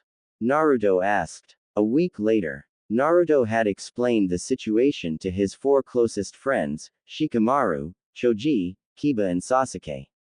They at first were weirded out by Naruto's new appearance, but they came to accept him without a doubt. They also found that sparring with Naruto was now nearly impossible, since he had mastered the Kage Bunshin, and the fact that since he will be in the Juke, he could sense danger whenever it got too close. Hiruzen watched Naruto's progress through his Kage crystal ball, since Naruto got out of the hospital. As a precaution, he had a team of Anbu watch Naruto and make sure that the seal hasn't weakened. He couldn't let the Kyuubi rampage the village again. As for Naruto's appearance, the boy got rid of the orange jumpsuit, and replaced it with a long-sleeved, high-collared, black shirt. The shirt had 3 metal plates that wrapped around from the front to the back of the shirt, with iron mesh in the inch-long gaps for extra protection. Naruto changed the cloth for his Hitai-8 from blue to orange and wrapped it around his forehead like any normal shinobi. He wore standard baggy black shinobi pants and had ankle wraps and black shinobi sandals. The black mixed well with his red hair, orange Hitai-8, and orange tails that swished about behind him. Naruto was quite happy with his new appearance, and apparently, the rest of the village was. He lost his baby fat and had a somewhat leaner face. His muscles were getting more defined and his chakra capacity skyrocketed. Not only was he powerful, but the village was in love with him as they were finally filled in on the boy's heritage. Naruto was currently on his way towards Sasuke's house with the whole group together. He had his hands in his pockets. His high collar was waving softly in the wind that blew past his red hair. His tail softly swished back and forth after each step. Once he reached his destination, he heaved a happy sigh and opened the gates of the compound and walked up to see Sasuke doing sit-ups without a shirt in the training grounds. Oi, shirtless duck head. Naruto called out with a laugh. We're here. Sweet. I thought you guys weren't going to show. Sasuke waved at Naruto. What made you think that? Another week later. Naruto and Sasuke were on their way to the Hokage Tower for their ninja registration photos. Kiba and the others already took their photos and were on their way to the park for some cloud watching. The two tripped each other along the way and raced halfway. People were cheering for both of them as they passed, but they paid no attention to it. After they took their registration photos, they headed into Hiruzen's office for official documents to be signed and such. But once they opened the door, a little boy with a helmet charged through. He held a wooden kunai and had a goofy expression on his face. En garde, old man. It's time for me to claim the Hokage seat. The little boy charged forward but tripped on his own feet and landed face first with the floor of the office. When the boy sat up, he glared at both Naruto and Sasuke. You two placed a trap here, huh? What? Sasuke asked. What the hell is wrong with you, kid? Naruto growled, flaring his chakra slightly. Naruto grabbed the black-haired boy by the scruff of his shirt. Namikaze-sama, I advise that you unhand the honorable grandson. A man with black glasses called out from the front door. Please. Yeah, let me go, oof. Konohamaru was met with Naruto's chakra-enhanced fist, and forced into the wall behind him, but was caught by one of Naruto's tails, to protect him from the potentially life-threatening impact. I am on the shortcut to becoming Hokage. Hey, runt. There's no shortcut to becoming Hokage. Sasuke quickly reprimanded. I'm out of here. Come on, Sasuke. Naruto left the office with his tails clenched and his chakra flaring. Naruto was pretty pissed off. As the two walked out of the Hokage tower, Konohamaru caught up with them. Hey, what do you want, brat? Naruto growled out, not even bothering to turn around to face the boy. I want to know your names. Konohamaru demanded. Uchiha Sasuke. Konohamaru's eyes widened. Uzumaki Namikaze Naruto. Konohamaru was floored. En Namikaze-sama. Konohamaru dropped to his knees and started bowing. I'm so sorry, I didn't mean to offend you. It's alright. Just get up before you embarrass me and yourself. Naruto picked Konohamaru up to his feet and set him down. Now, for real, what do you want? Train me. Sasuke and Naruto looked at each other with the same look, surprise. They smiled brightly and nodded at each other and looked back at Konohamaru. Or in other words, their first disciple. Team assignments. Naruto took a nervous breath and headed into the academy expecting his teachers to beg for forgiveness, just as many of the villagers already have. The redhead also gained a fangirl base, just as Sasuke did. His new eye color and fox tails attracted many girls to come and try to get with the Uzumaki. At first he was weirded out, and now, he was still weirded out. He didn't really like getting chased by girls and stalked by girls. To quote one of his closest friends, troublesome. Naruto opened the classroom door and silently made his way to his desk next to his group of friends. He sat next to Sasuke and stretched his arms, causing his tails to stretch with him. His ears twitched slightly, causing many girls to giggle at how cute the boy looked. Naruto's tails wagged when he was laughing with his friends, and his tails tensed when one of his friends said something that pissed him off. Many girls were mesmerized by his purple-blue eyes. The long slit like the Inuzuka kept many girls staring. Naruto made sure to keep his attention away from such distractions. Many girls were starting to admire Naruto, and many gawked at how muscled he actually was. Even though he was 12, he was supposed to be a shinobi, and shinobi were supposed to be strong, right? Naruto was suddenly shoved from his seat by the ever-lovable pink-haired Banshee. She and a large group of girls converged on Sasuke, each one giggling out the Uchiha's name. Each one wanting Sasuke for their own. But at least out of all of these girls, Sakura had the most potential. Sasuke looked over to Naruto to see him taking a seat next to a blonde girl. Who else is blonde in our class? Sasuke took a moment to think. Since Naruto is no longer blonde, then, oh shit. Naruto is sitting next to Ino. Sasuke started smiling brightly. Is this seat taken? Naruto asked politely. Nah, take it. Ino replied. But when she looked up to see who it was, she was instantly caught into the spell that Naruto's purple-blue eyes were. Nice eye color. Really? You think so? Naruto asked with a slight blush on his cheeks. Why, yeah. Purple happens to be my favorite color. Ino smiled. Score. Naruto cheered in his mind. I don't think we've been properly introduced to one another, Yamanaka Ino of the Yamanaka clan. She gave Naruto a sweet smile. Uzumaki Namikaze Naruto. He took Ino's hand and raised it to his lips and kissed the back of her hand. Glad to be of service. From that point, the two started off with small talk that led into bigger subjects and an even larger conversation about the most menial things. They talked about their lives at home, got a better insight on the other person's social lives. They talked about training, shopping, style, food, diets, weapons, jutsu, cooking, and even gardening. Ino was surprised that Naruto gardened too, even if it was a small flower box that he used to take care of some flowers that he picked when he was a child. The two became so engrossed with one another that they drowned out the entire classroom and concentrated on one another. Naruto's eyes were stuck on her sky blue eyes, completely glued to the brightness that they held. Ino was hooked onto Naruto's powerful and feral look. She didn't give a damn about the demon inside of him. All she knew was that he looked like a beast. It was his eyes though. It looked like a mixture of blueberry and raspberry with blackberries. It looked juicy and so deep. She wanted to know more about him than what time would allow. All right, class. Iruka called out. He looked shocked when his class didn't respond the way they should have. All right, class. Iruka said the last part a little louder just in case they didn't hear him the first time. He was getting annoyed at this point. It was a good day at first, since Naruto and Sasuke stopped pranking people, but his class was being rude. All right, class. Iruka activated the big head jutsu, scaring every conversation quiet. Save for one between a redhead and a blonde. The two were laughing softly and were still talking. Ino was blushing and Naruto was still telling his story. The two were completely oblivious to the class around them. Iruka walked up to them and held a large text book over his head and slammed it against Naruto's desk, forcing the two from their conversation. Hello, Iruka-sensei.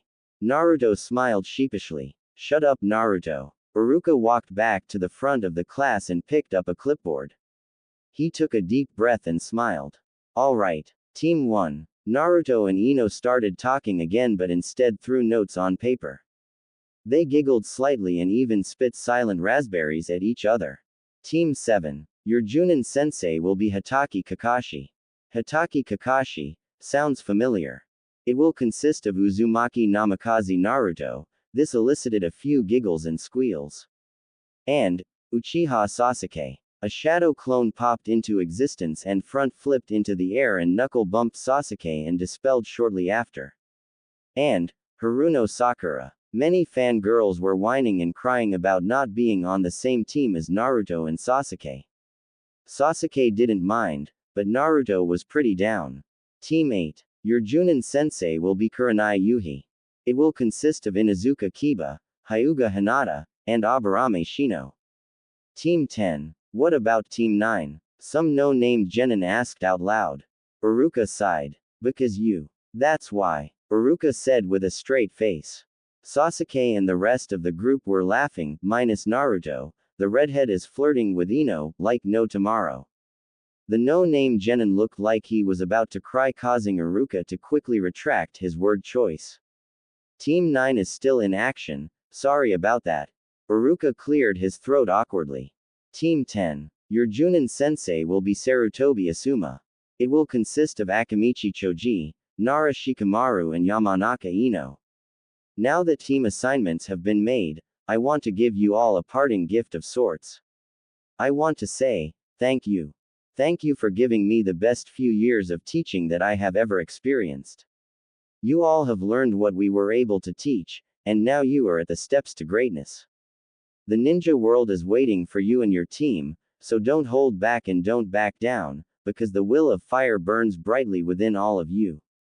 Iruka gave a sad smile to all of them. Good luck, all of you. A few hours later, Sasuke was talking with Sakura while Naruto hung upside down from the ceiling using his tails. He was picking his nails with a sharp kunai knife. The three genin were bored out of their minds. Naruto more than Sasuke. He was an Uzumaki, so by default, the kid had some problem with keeping his attention on something. Soon enough, the young boy started swinging back and forth from the ceiling, using his tails as the chains that hold the swing seat. Sasuke ni. Let's prank our sensei for being so late. Naruto dropped from the ceiling and landed perfectly on his feet. Naruto got up and picked up an eraser from the chalkboard and placed it at the top of the doorframe, wedged in between the door and the actual frame. Sasuke sighed and got up and took out a brush for writing. The Uchiha dabbed the paintbrush tip in a portable ink container and started drawing a simple fire vortex trap modified for pranking people. Once Sasuke finished, he grabbed Naruto and the two started giggling like children and jumped behind Sakura and hid behind the desks waiting for their target to show. They didn't have to wait too long. Kakashi came and opened the door and was replied with an eraser falling onto his already gray hair, and to add onto that, the seal trap was tripped, sending a large vortex of fire to shoot up from beneath the Junin.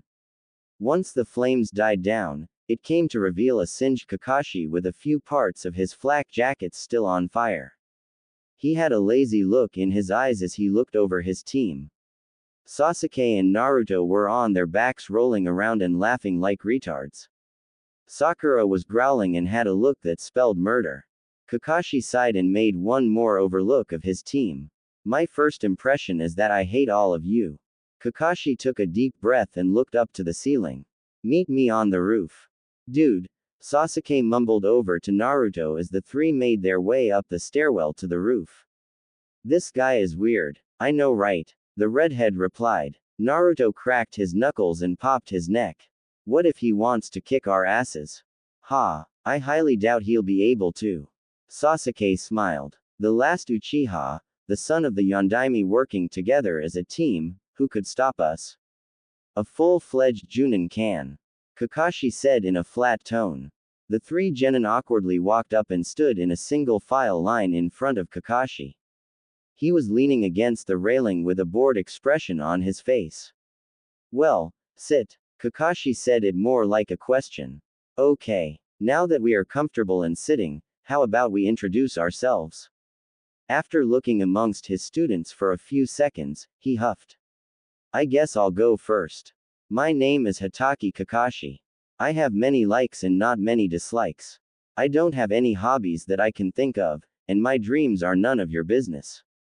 Kakashi then proceeded to eye smile at the three genin. Pinky. Your turn. My name is Haruno Sakura. My likes are. She proceeded to squeal and take not so subtle glances at Sasuke. And training to get stronger. My dislikes are Naruto and Sasuke at times. Both boys raised an eyebrow. And my ultimate dream, she made the loudest squeal she has ever made. Her face was completely red. It almost rivaled Naruto's hairdo. Now that my ears have bled sufficiently, Kakashi deadpanned as he cleaned out his ear with his pinky finger. Your turn, duck hair. Jerk. Sasuke mumbled and straightened up. My name is Uchiha Sasuke. I like training, pranking and asserting someone. I hate manipulative people. My dream is rebuild the Uchiha clan and help the Dobi over there become Hokage. Sasuke jumped up to his feet and was picked up by Kage Bunshin in a pyramid formation. Okay. Kakashi shrunk into his seat on top of the railing. These two are a little too close for my taste. Yeah, we're done. Sasuke said as he went through a series of handshakes with each clone, before they dispelled. So now that leaves you. Kakashi looked to Naruto. Your turn, Firehead. I'm Uzumaki Namikaze Naruto. My likes are training with Ni-san, pranking people, and I love ramen. I hate people who judge others without getting the right information first, and the 3 minutes it takes for ramen to cook. Naruto growled slightly after saying that. My dream, no, my ambition, is to learn all of the techniques of my parents, and become an even greater Hokage than what my father was. Kakashi made a slight smile at his students. They really were something different. Kakashi sighed and stretched his arms and reached into his pocket and pulled out a familiar orange book. Naruto and Sasuke's eyebrows perked up at seeing this. Alright, now that introductions are over, meet me at Training Ground 7 next week at 5 in the morning. Don't forget, Kakashi said as he stood up to leave. Get extra training and I advise that you don't eat. Don't want you throwing up everywhere, Yano. Wait, Kaka-sensei. Naruto called out. There's something that I want to talk to you about, alone. He nodded at Sasuke and the other half of Team 7 walked down the stairwell to leave the academy. Naruto turned his attention back to his sensei. What is it, Naruto? Kakashi asked. You saved me that night, right? Naruto asked, getting straight to the point. That was you, right? I was. How'd you know? Kakashi asked. Kura told me. Naruto then went ahead to tell the events of that night in full detail to his new sensei. Naruto then looked at Kakashi and brought his explanation to an end. And then, To-san told me to tell you to stop reading porn. It's bad for your one eye. Ha, he should know that's never going to happen. Kakashi sighed and opened his little orange book and started reading. Kaka-sensei. Naruto said. Have you read the beach edition? The next week, Naruto awoke in his new home. It wasn't the run-down apartment in the wrong side of town, but it was instead, the planned Uzumaki Namikaze clan compound. It was a large estate with 7 buildings in total. One building was for branch families, the largest building, the central, was for the main family, and the third housing building was for guests and such. The guest and branch family buildings were connected to the main house by a series of pathways that weaved around ponds and went over streams. The second largest building was the clan feast hall. There were large tables and an equally large kitchen for hosting large parties and celebrations. Across the courtyard, which held a beautiful sakura garden, was the armory barracks, for servants and weapons storage. The armory was filled to the brim with crates of swords, kunai and shuriken. Within the armory, there was a large dojo with 5 20 by 20 foot sparring mats. When Naruto first explored the compound, he found a hidden door in the armory that led to a long and dark stairwell that took him deep underground. There he found one of the largest jutsu libraries that he's ever laid eyes on his entire life. And the last and final building within the compound is the third largest, the onsen. There were 2 20 by 10 foot hot spring bath rooms for men and girls that are separated by the central hot spring. The central hot spring is a large 40 by 30 pool of water, with the deepest part going as deep as 20 feet. The central pool was used for pool parties and social gatherings taking place within the compound. Naruto walked out to the onsen and stripped and got ready to take a nice soothing bath in the squeezing warmth of the heated water of the spring beneath the compound. Naruto lowered himself within the water and sighed in happiness at how wonderful it felt. His tensed muscles loosened and felt relaxed. A big smile spread across his face. The fur on his tails got heavy and started weighing him down. After an hour or so, he got out of the onsen and dried himself and all 9 tails. He trudged over to the feast hall as he had 2 clones equip his leg weights and tail weights. He walked through the courtyard and threw some bread crumbs out to the ducks that swam about in the various ponds and streams that flowed throughout the sakura garden in the courtyard of the compound. He looked over to the armory to see a group of shadow clones training with katanas, naganatas, ninjatus, kunai and shuriken in the training grounds, and dojo. He slid the paper doors open to reveal the feast hall. He walked ahead of his clones as they finished clasping his weights onto his body. He picked up a cup of ramen and set to cooking it for breakfast. He looked up to see the large clock in the feast hall and found that the time was 0620 hours. He nodded at his calculations and finished up his quick breakfast and charged for the armory. Excuse me, Naruto said to one of his clones. The clone moved, but then bumped into another, which caused a massive domino effect chain, causing a massive mess to ensue from them bumping into each other.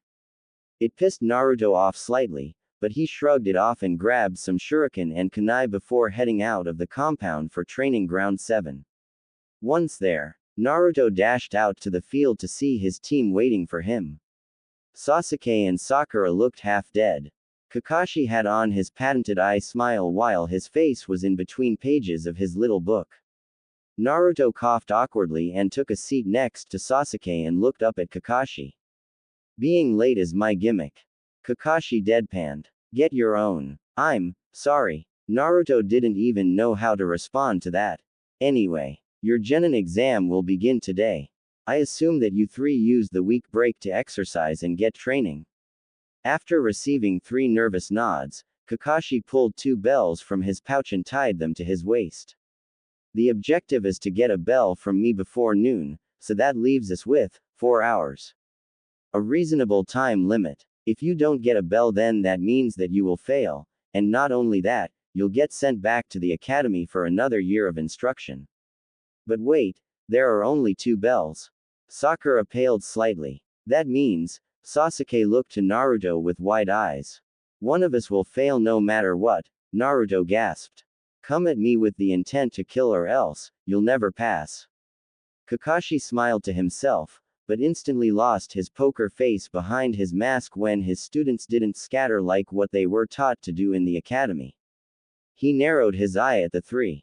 Something's not right. Suddenly 2 shadow clones charged from the foliage of the other side of the training ground while throwing a flurry of shuriken and kunai. Kakashi easily dodged the attacks, but when he looked back to his 3 students, they were gone.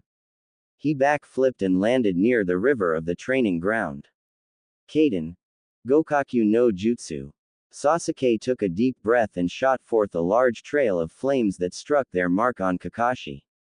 The Uchiha sighed when he realized that it was too easy. Sasuke. Under you. Naruto shouted out from the forest. The Uchiha nodded his head and put chakra in his legs, propelling him up into the air to dodge Kakashi's burial jutsu. The Uchiha backflipped and landed on the memorial stone. He jumped off and barrel rolled when he saw a barrage of kunai and shuriken being thrown at him. He looked up to see Kakashi charging for him. Sasuke rolled to the right to dodge an axe kick from Kakashi. The Uchiha did a handstand and started fighting Kakashi with his feet. The only problem was that each kick was being blocked by Kakashi's forearms. The Junin was quickly getting bored with the fight and lodged his knee into Sasuke's chest, sending him back into a training post. Kakashi was about to go over there and check his vitals, but the boy disappeared in a puff of smoke, revealing a log in its place. Of course, wait. Kakashi narrowed his one eye and looked around nervously. The ground exploded around him, kicking up large clouds of dust and dirt, revealing 20 Narutos charging from beneath him. 2 pairs of hands shot up from underneath him and grabbed his ankles and wrapped changeable leg weights and focused enough chakra to make the leg weights go to nearly 700 pounds. Kakashi was surprised when he couldn't move. Let's get him. All of the clones landed and started wailing on the poor Junin. Amidst the chaos, Sasuke and Sakura grabbed the bells from Kakashi's waist. Even when the 2 genin already got the bells, the Naruto clones continued to beat up Kakashi. Naruto and Sasuke were surprised that clones were able to do this to a Junin-leveled shinobi, while Sakura was questioning whether or not her sensei was really a Junin. During the mosh pit, one of the clones slipped and his hand was held open to grab onto something for balance. That thing just so happened to be Kakashi's mask. Boom. All clones were blown back and dispelled. Naruto, Sasuke and Sakura were thrown back into the training posts. Each one landed with back-cracking collisions. The 3 genin looked in fear as Kakashi rose from the ground. He unclasped the leg weights and started growling like a pissed-off dog. He raised his Hitai to reveal a Sharingan eye, much to Naruto and Sasuke's surprise. You 3, or so, Kakashi's voice was grave. His mask was off to reveal a pristine face. Probably the most handsome that the 3 have ever seen. Not that Naruto and Sasuke would ever say that. They're straight Yano. Kakashi looked at them with a bland look and smiled brightly to reveal perfectly white teeth. Passing. The 3 were quiet. The original objective was to get the bells, but somehow you even managed to move down, not 1, but 2 masks. Kakashi smiled even brighter. I told myself that if anyone was able to successfully remove both masks, I'll stop wearing them. Kakashi started laughing. I didn't really think that would happen from my genin team, but, ha. The 3 were quiet for the sole reason that there was an unasked question floating around in their minds. That is until Naruto raised his hand. Yes, Naruto. Kakashi asked. Why, ahem, why were you wearing two masks? Naruto screamed. Kakashi was taken aback by his volume. At first, Naruto seemed to be the calmest of the group. Apparently he was wrong. Isn't one mask enough? Truthfully, I don't really know why I wear two masks. Kakashi gave a wry laugh. Now it's time to live Ryu's dream. Suddenly, Kakashi, Sasuke and Naruto started giggling perversely. Okay, I'm getting creeped out. Sakura started backing away from her perverted sensei and teammates. Kaka-sensei, what was the point of this test? Oh, how could I forget the lecture? Kakashi plopped down onto the ground and sat in front of the three kids. The whole point of this test was teamwork. Teamwork? Naruto asked. Yes, teamwork. The Cyclops lowered his Hitai-8 over his Sharingan eye. There is a saying, a shinobi who neglects the rules and regulations are trash. That much is true, but my saying is, those who abandon their comrades even in the direst of situations are worse than trash, no matter the mission. Kakashi gave them all a genuine smile. I've been through 16 teams, and all of them failed. The three genin paled. But you three have the most potential that I've ever seen in a team. Kakashi closed his eye and nodded his head. Good job. Come here tomorrow. We start missions immediately. Yada. Naruto cheered. He and Sasuke shot to their feet and chest bumped each other. They were laughing and high-fived each other. Sakura joined in and the three got pulled by Naruto's tails and they were embraced in a really tight hug. Celebrate, kids. I'm off. Yane. With that, Kakashi popped away in a small explosion of smoke. So, wanna come over to my place?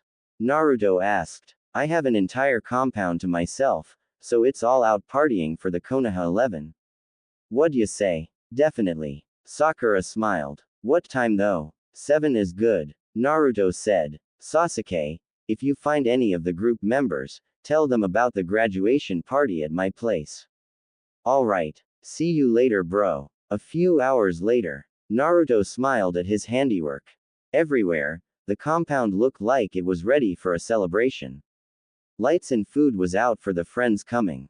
Music was already playing and his clones were having dance battles with one another. One of his clones came in with the rest of Team 7 and Team 10.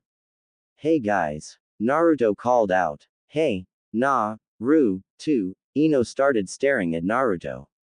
The redhead completely forgot that he wasn't wearing a shirt. Hi, her breath hitched slightly as she looked at his well-toned body. She inwardly smirked. He's pretty ripped for a pre-teen. Hey Ino. Naruto replied with a polite smile. Grr. Naruto gripped the side of his head tightly. Damn it. You stupid clones. Team 7 and Team 10 turned to see a mosh pit forming in the designated party floor.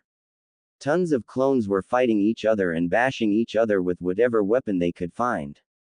Their fists, their tails, their claws, and even their teeth. The damned clones couldn't be trusted with even the simplest of tasks. Naruto threw up the ram seal and channeled his chakra. Soon enough, every clone dispelled. Naruto let out a sigh and shook his head. He turned back to his friends and nodded his head. So, how you guys enjoying yourselves so far? Naruto asked. He ran off to find a shirt and opened the door for more guests coming in. An hour into the party and it was going great. Ino being Ino, she called up a few people and within the first hour, there was nearly 100 shinobi in the compound partying and dancing. Naruto was pulled by a large group of girls and forced into the center of the dance floor. The only problem with that was that Naruto was in the middle of a conversation with Ino. Well, Ino pig, I see you getting quite acquainted with the resident redhead. Sakura winked at her blonde friend. Oh hush, forehead, Ino said as a blush made its way onto her cheeks. But, what's not to like? Aha, so you or aren't you? Sakura nudged the blonde. Do you like him? Well, I do, Ino growled at Sakura. Why am I telling you? Because, I'm your best friend, that's why. You are but, hey. Don't sugarcoat your intentions. Ino blushed harder. I'll take that as a yes. Sakura smirked and walked off to dance with Sasuke. Naruto was having the time of his life at this party and finally made his way back to the blonde looking quite lonely at the table. Naruto shrugged at it and plopped down next to Ino. Even though they were new friends, they clicked, making their conversations long and productive. Even though their friendship is only a week old, they felt as if they've been friends for ages. The two were in a way, perfect for each other. Naruto and Ino never had a boring conversation. During the week-long break for extra training, Team 7 ran into Team 10 and the 6 genin decided to help each other train for the coming test. Ino saw Naruto's strength at its fullest form when he spar with Sasuke. She couldn't help but blush at how powerful the redhead was. She loved how synchronized he was with his movements. It was like he was dancing. When he'd land on his hands, he would send out his tails as an offense and defense. If that didn't work, a duo of shadow clones would distract his target, giving Naruto the perfect opening for the deciding bout of taijutsu. Ino was enjoying her memories so much, that she didn't notice Naruto waving his hand in front of her face. Naruto looked at her with a worried expression. Ino was launched from her trip down memory lane and gave Naruto a warm smile. "Are you okay, Ino?" Naruto asked. "I asked you if you wanted to dance, and then you went blank. Oh, hey. Team 8 is here." The redhead shot from his seat and tackled Kiba into a table. The dog boy retaliated, and with a laugh, he flipped Naruto over and body slammed a clone that Naruto kawaramide with. Kiba pushed himself off of the ground and smiled at Naruto and grabbed him into a hug. "I see that you are still an idiot." Kiba laughed. "Can't help it, Yano." Naruto and Kiba burst out into laughter. With the final team there, the party finally came into full swing. Dance-offs, just dancing, eating, and spars. This wasn't just any party, it was a shinobi party.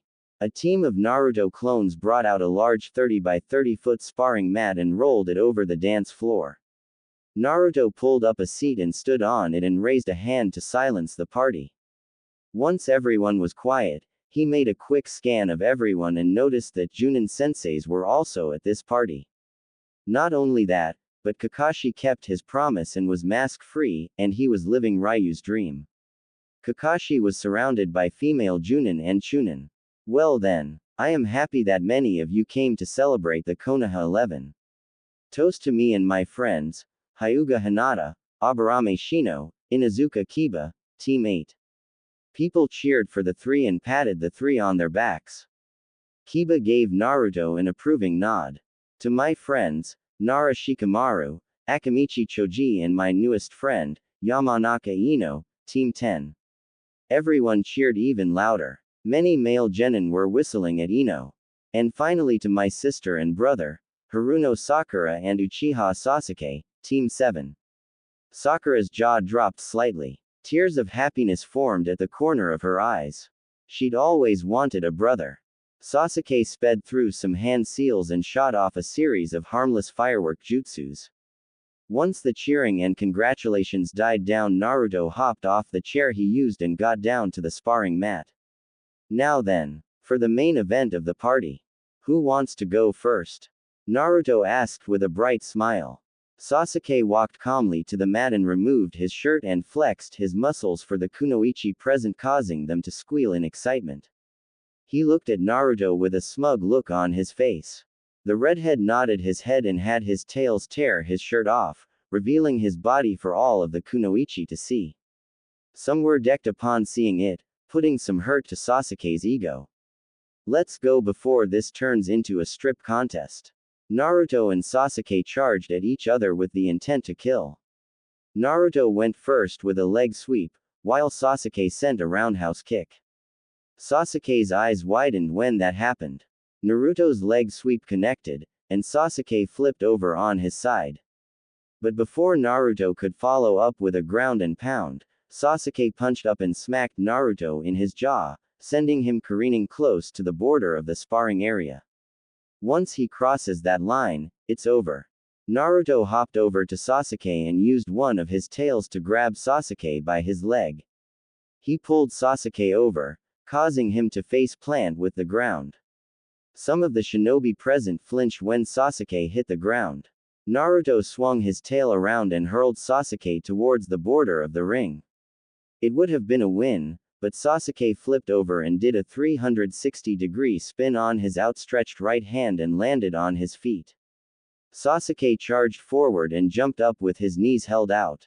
Naruto charged forward with his knees held out. The two collided in midair, and proceeded to throw punches and kicks. Naruto's left hook was blocked by Sasuke's right arm, and his left hook was blocked by Naruto's right arm. The two spun around in midair with their backs to each other. Sasuke sent his right elbow and Naruto sent his left elbow.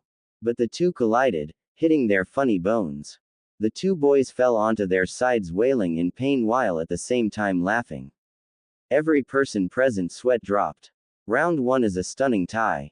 Kakashi called out as he stepped into the center of the mat. Soon enough a man with a bowl haircut and a blinding green jumpsuit jumped over the high walls of the compound and landed in front of Kakashi. Kakashi, my eternal rival. The man shouted. I made a guy challenge you Hatake Kakashi to a sparring match. If I lose then I will walk around the entire village wearing only underwear on my hands. And if I can't do that, then I will do. Geez Naruto-kun, Ino let the honorific slip. She shot her hand to her mouth as a deep blush forced its way to both the redheads and her own. Naruto's eyes were wide, but so was his smile. Well then, I didn't know that you saw me that way Ino-chan. Naruto said with a slight smirk. Ino led him to a seat and got some ice and wrapped it in a napkin and placed it against his now purple elbow. Well now you know, Ino looked away. So not even denying it. Naruto laughed slightly. Wait. Ino-chan. I'm kidding. But before her fist could hit Naruto, Kakashi flew out and landed on Naruto, flattening the seat and flipping the table behind the redhead. Guy was jumping up and down screaming about the flames of youth, and such. Many shinobi went to see if Kakashi was alright while the rest started sparring amongst each other. 6 months later. Half a year goes by and Naruto and Ino still aren't together. Even though half the village wants the two to get together, they won't, based solely on the fact that they are too afraid of what might happen. Team dynamics within Squad 7 was that of a family. Kakashi, the eldest brother, the role model.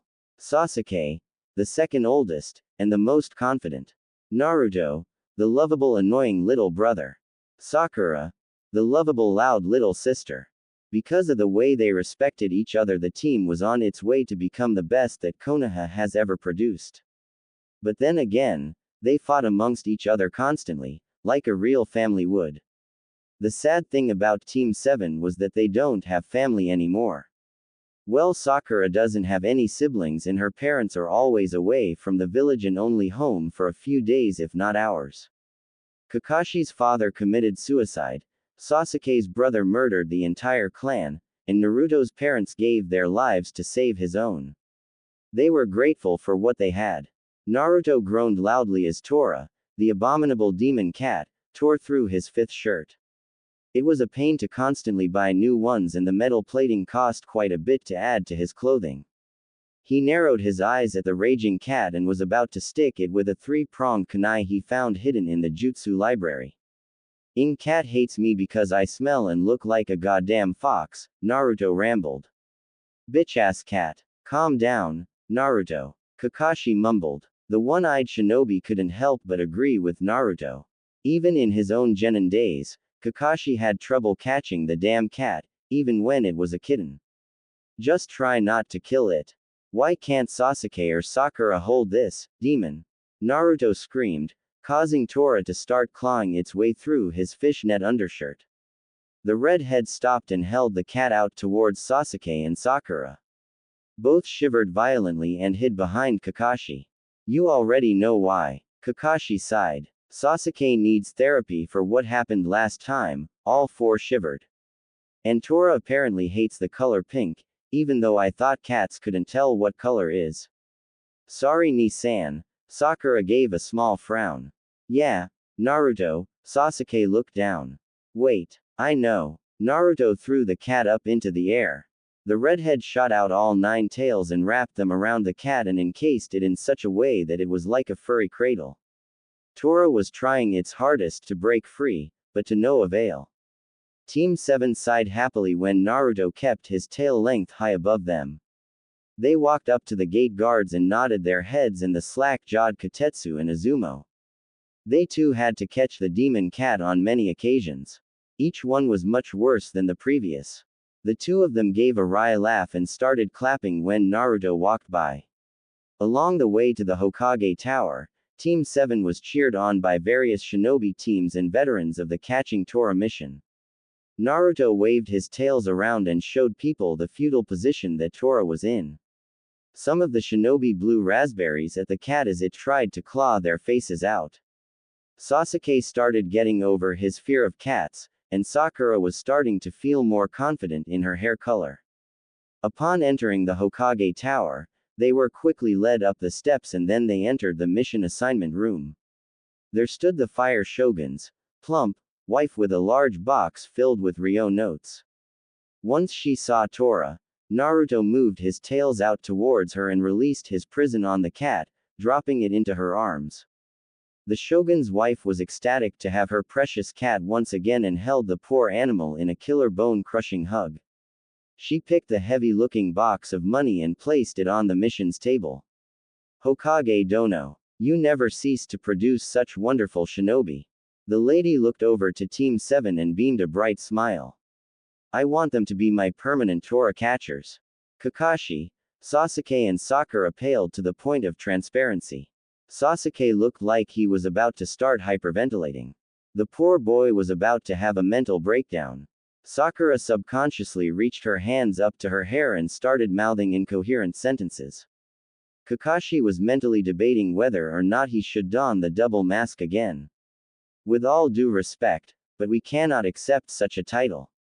Naruto said using his diplomatic skills, since his team has been turned to mush.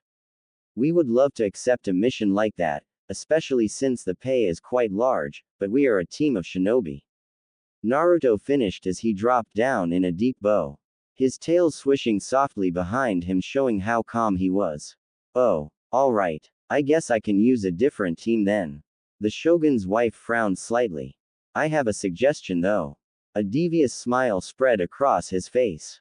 Hiruzen saw this and was about to start laughing. He isn't a shinobi yet, but when he becomes a genin you should request these 3. The lady pulled out a notepad and a pen and motioned for Naruto to continue. Moegi, Udon and Sarutobi Konohamaru. Oh thank you. Here is some extra pay Hokage Dono for having such respectful shinobi. The fat lady then left with probably the biggest smile drawn across her face. Hiruzen looked at Naruto and gave an approving nod. The other mission room attendants were snickering at the rest of Team 7. Naruto kicked Sasuke which brought him back to earth. He tapped Sakura, waking her from her stupor, and Naruto waved an Ika book in front of Kakashi awaking him as well. Well you know how the mission went Hokage-sama. Kakashi said as if what had just transpired didn't happen. We're ready for the next mission. Well we have washing dishes for a handless person, walking a legless dog, feeding a blind man. No. Sasuke squealed out like a fangirl.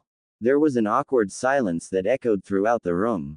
I mean, Sasuke cleared his throat. Team 7 as a whole has more potential for AC-ranked mission. You brats. Iruka shouted at the 3 kids. He went on to explain the chain of command. Genin was the lowest, then to Chunin, then to Junin. He explained that orders were orders. After a few minutes of talking he realized that no one was listening to him. Naruto was talking to Kakashi about one of the chapters in the Lost Island edition. Sasuke was asking Sakura about proper skin and hair products to use. Sakura was asking him for fashion advice.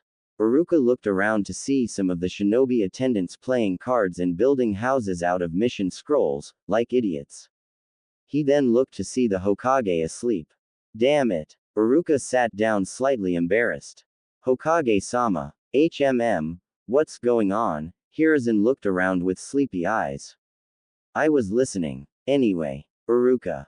Fetch me a C-ranked mission scroll. Uruka nodded his head and left the Hokage's side to get the mission. Uruka fished through countless missions and picked one that seemed to be the simplest one. Uruka opened it and read over the details. Mission type: Escort. Client: Tazuna of the Land of Wave. Destination: Land of Wave. Duration: 2-3 weeks minimum. Objective: protect the client from possible bandits and highwaymen on his way to Land of Waves, and protect him as he finishes his bridge. Rank: C. Uruka nodded his head and rolled the scroll back up and walked out to the main room and handed the Hokage the scroll. Hiruzen read over the mission parameters and nodded at the assessment and tossed Kakashi the scroll. The Junin read it through and gave a small impressed smile. He looked up to the Hokage and nodded his head. All right. Bring the client in. The door opened to reveal a scraggly old man with a jug of moonshine sake. Even at probably 10 feet distance, the team could smell the terrible odor of lingering alcohol and smoke. The old man did a quick look at his guardians for the duration of the next few weeks and heaved a heavy sigh. He did a double take on Naruto and his opinion on the team did a complete 180. I think I might actually live. Tazuna gave them all an approving nod. Meet me at the south gate in an hour.